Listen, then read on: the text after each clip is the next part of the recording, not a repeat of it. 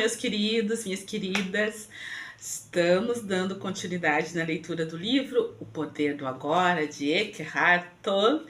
Estamos no capítulo 8, que fala sobre relacionamentos iluminados.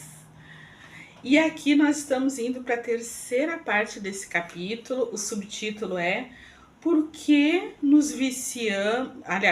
voltando.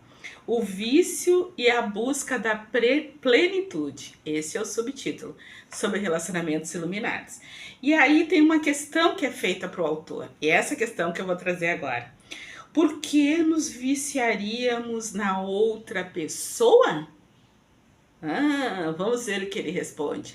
Se vocês ficarem em dúvida, que estão chegando agora, assistam o vídeo anterior, porque aqui ele está continuando o que ele começou, o assunto que ele começou sobre amor e ódio no vídeo anterior a esse, tá? Não vamos perder. O desejo de ter um relacionamento amoroso é universal, porque as pessoas acreditam que a paixão, o amor, entre aspas, pode libertá-las do medo, da necessidade e do vazio que fazem parte da condição humana em seu estado de pecado e não iluminação. Existe uma dimensão física e outra psicológica para esse estado. No nível físico, é óbvio que não somos um todo, nem jamais seremos. Cada um de nós é homem ou mulher, o que vale dizer uma metade do todo. Nesse nível, o desejo de ser completo, de retornar à unidade, se manifesta através da atração entre homem e mulher. É um impulso quase irresistível de união com a polaridade oposta de energia. A raiz desse impulso físico é espiritual, porque nele está o desejo ardente do fim de uma dualidade, de um retorno ao estado de completude.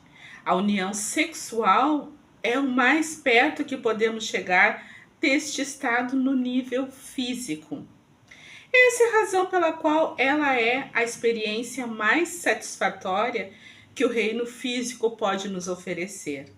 Mas a união sexual não passa de um lampejo breve. Não passa de um lampejo, mas... Voltando.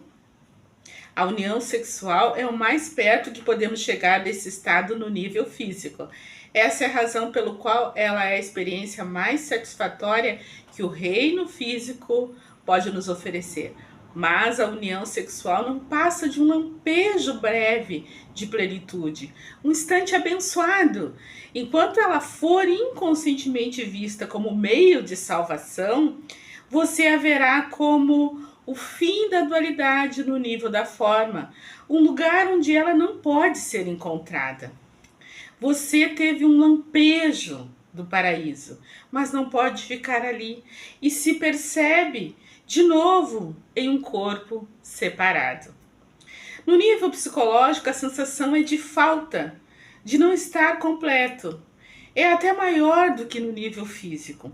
Enquanto houver uma identificação com a mente, o sentido do eu interior é dado pelas coisas externas. Isso significa que você extrai o sentido de quem você é, de coisas que não têm nada a ver com você. Com quem você realmente é, com seu papel na sociedade, suas propriedades, sua aparência externa, seus sucessos e fracassos, seus sistemas de crença, etc. Esse eu interior falso é construído pela mente. Sente-se vulnerável, inseguro e está sempre em busca de coisas novas com as quais se identificar para obter a sensação de que ele existe. Mas nada é suficiente para lhe dar uma satisfação duradoura. O medo permanece, a sensação de falta e de necessidade permanece. Então vamos seguindo mais um pouquinho aqui. Então acontece aquele relacionamento especial. Parece ser a resposta para todos os problemas do ego. Parece preencher todas as nossas necessidades. Todas aquelas outras coisas das quais você tinha extraído o sentido do eu interior se tornam relativamente insignificantes.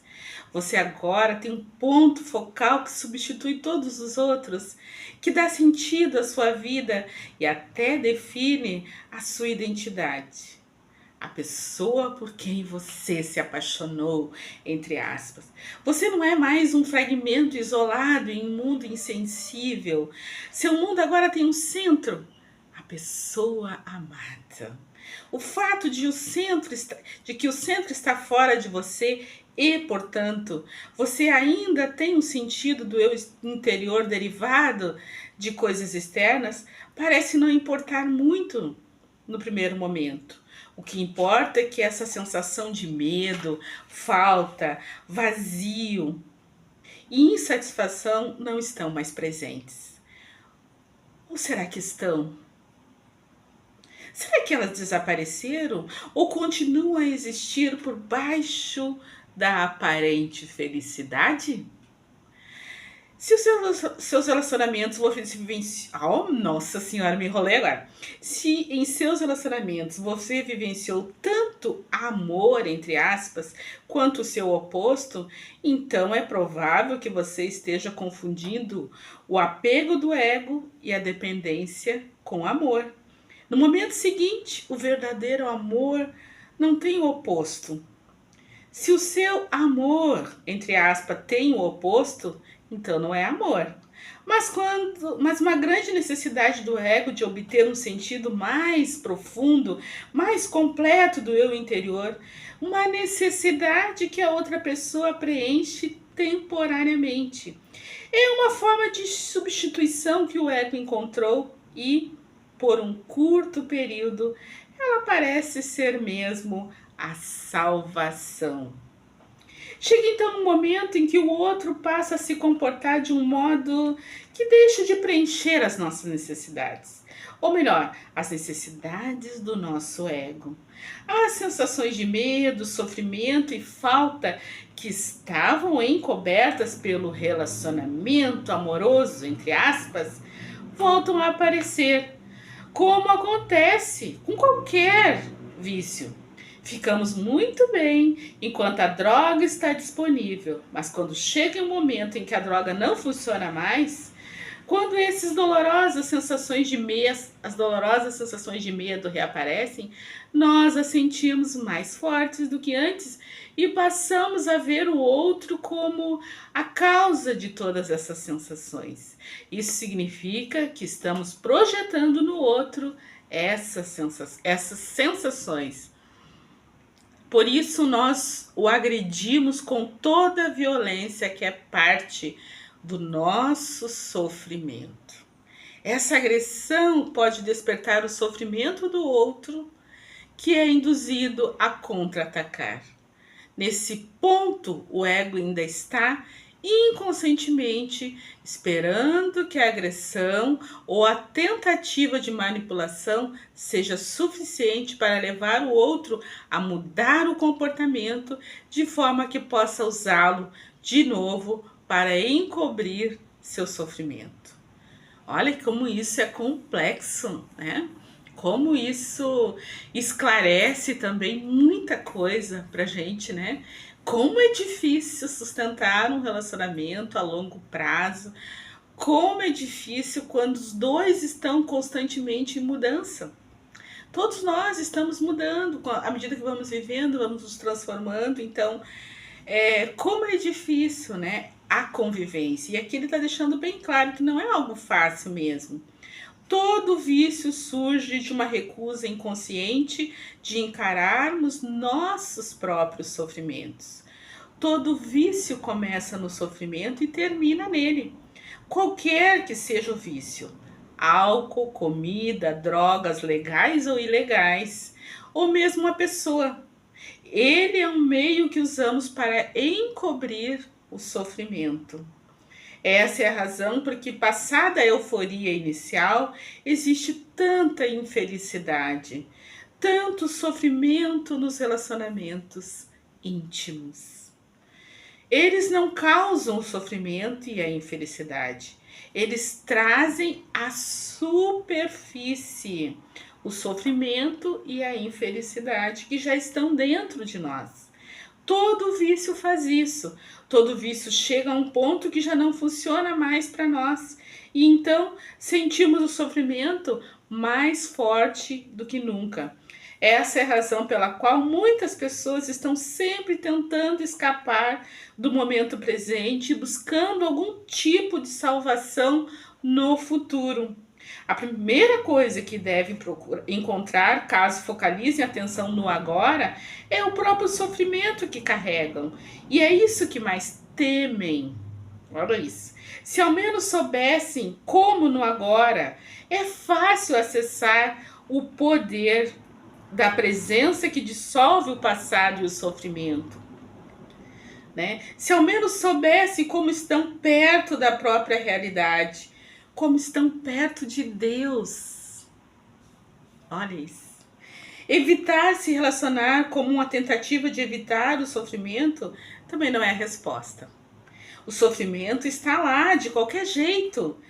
3 relacionamentos infelizes em alguns anos têm mais possibilidade de forçar você a acordar do que 3 anos em uma ilha deserta e trancafiado em seu quarto. Mas, se você pudesse colocar uma presença intensa em sua solidão, isso também funcionaria para você. Olha que lindo! Então, assim, realmente a gente está aqui para crescer, para superar, para evoluir, né? Para perdoar, para se perdoar. A gente é atraído pela família, para a família certa, a gente é atraído, atrai os relacionamentos que a gente precisa e que vão espelhar aspectos nossos que precisam ser curados, ser compreendidos, ser acolhidos, ser perdoados, ser amados. Então, nós atraímos aquilo que precisamos, né? Então, toda a realidade, toda a circunstância da nossa vida não vem como um castigo, né? Não é um sacrifício, não é uma coisa para nos punir. É algo, é um conteúdo emocional que a gente não aprendeu a dominar, não aprendeu a superar, que retorna, né? Na forma de amigos, na forma de parceiros, né? Marido, mulher, enfim, para que a gente aprenda a superar. Né? E às vezes uma das coisas que a gente precisa aprender é dizer não, a colocar limites, porque essas pessoas nos mostram os nossos limites, né? Essas pessoas nos mostram nossas fragilidades, essas pessoas também ressaltam e mostram o nosso potencial, né? Aquilo que a gente já é capaz de dar conta da nossa vida, né? Então, uma vez uma pessoa numa das palestras sobre espírita, né, médico espírita, sobre afeto, ele fala de relacionamentos, de uniões, né, conjugais, ele dizia que o casamento existe para salvar a nossa alma, né, porque ninguém evolui sozinho, nós precisamos uns dos outros. Não é necessário contrair, chegar a um casamento propriamente, mas prestar atenção nas pessoas que se aproximam de nós, né? Prestar atenção naquelas pessoas com quem nós encontramos afinidades, aversões, simpatias, antipatias, né? E ali do próprio Evangelho fala, né, que a presença de um amigo e a presença de um inimigo faz o nosso coração vibrar de formas muito diferentes. Então, se a gente estiver atenta e trabalhando com responsabilidade o autoconhecimento, nós vamos sentir se a pessoa que está se aproximando é uma presença positiva na nossa vida ou não. Nós vamos, como diz aquela magnífica cantora, compositora Nina Simone, ela dizia, nós precisamos aprender a levantar da mesa quando o amor não está sendo mais servido. E para isso é necessário que a gente tenha autoconhecimento. É necessário que a gente tenha autoestima, autoamor. É necessário que a gente procure se libertar das dependências, né? Então, só nos libertando das dependências é que nós podemos fazer escolhas com maior sabedoria. E esse vídeo ficou longo, mas eu achei interessante não interromper. Um abraço, deixe um comentário, deixe um like. Até o próximo vídeo.